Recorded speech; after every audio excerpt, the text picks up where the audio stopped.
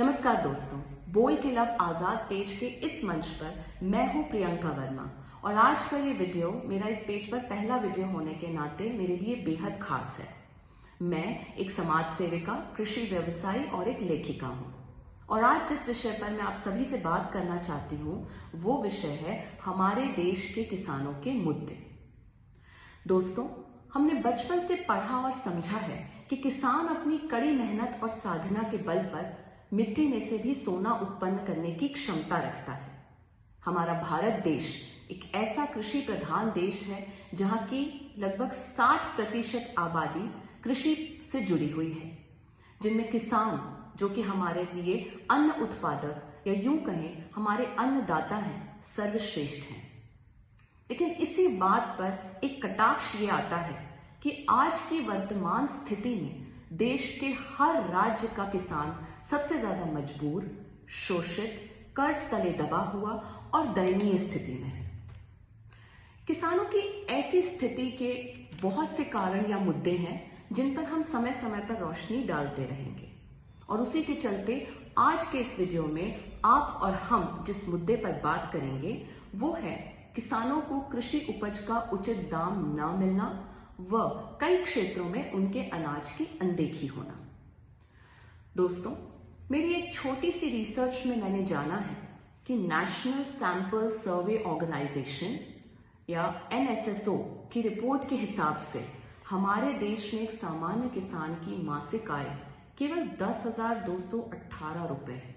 जिसमें फसल उत्पादन के द्वारा वे केवल 3,798 रुपए ही कमा पाते हैं। इसका मुख्य कारण है उन्हें उनकी फसल का उचित दाम न मिल पाना।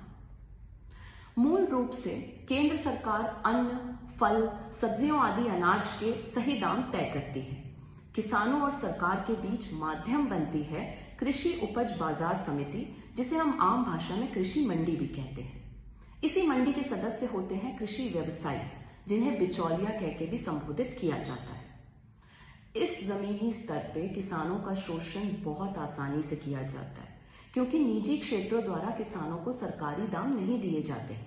किसान पूर्ण रूप से व्यापारियों पर ही निर्भर करते हैं और इसीलिए उनके मन चाहे लगे हुए दामों पर वे अपनी फसल बेचने को मजबूर हो जाते हैं। हमारी सरकार के द्वारा ये सुविधा ऑनलाइन भी की गई है और ई मंडी नामक प्लेटफॉर्म पर किसानों की सुविधा के लिए इसे लॉन्च किया गया है।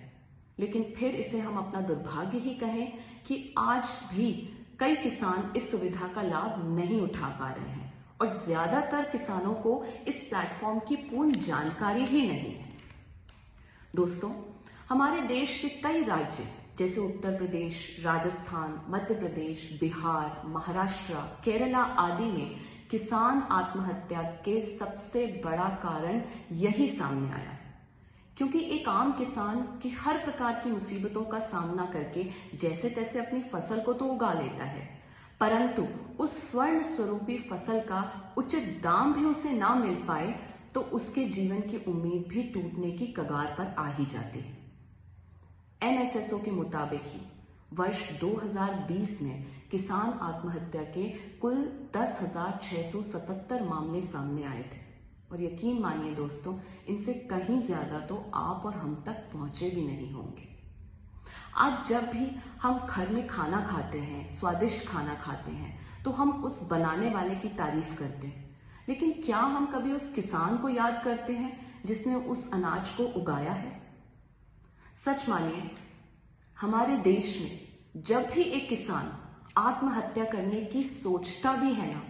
तो उसमें उस किसान की हार नहीं बल्कि हर उस इंसान की हार होती है जिसे भूख लगती है।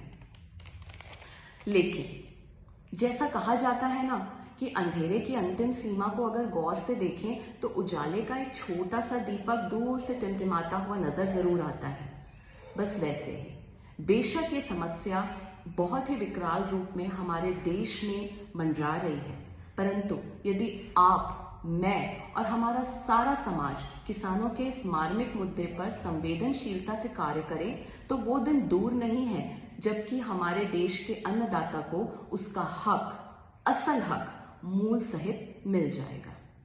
हमारी सरकारें तो कृषि कानूनों को लागू करके व किसानों के हित में समितियां बनाकर अपना कार्य कर ही रहे हैं, मगर एक जागृत समाज होने के नाते हम सब मिलकर अपने अपने क्षेत्रों के किसानों के लिए जो भी मुमकिन हो मदद हो सके वो करें।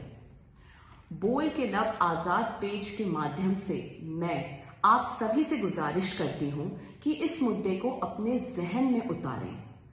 आप सभी श्रोतागणों में से कुछ ग्रामीण सामाजिक संस्थाओं से जुड़े होंगे, कुछ राजनीति से भी जुड़े होंगे, कुछ कृषि व्यापारी, एडवोकेट या फिर खुद एक किसान होंगे। तो बस अपने अपने क्षेत्र में रहते हुए किसानों के हक और हित के लिए थोड़ा सा भी योगदान यदि किया जाए तो जल्द ही किसानों की आवाज को और भी ज्यादा बुलंदी मिल जाएगी और वे फिर से समृद्ध हो सकेंगे। अपने शब्दों को विराम देते हुए मैं आप सभी से अपील करती हूं कि आइए मैं और आप आज बोल के लब आजाद के इस मंच के माध्यम से ये प्रण लें कि इस मुद्दे पर हम जागरूक रहेंगे और निरंतर ही अपना कर्म करते रहेंगे। जय हिंद, जय जवान, जय किसान।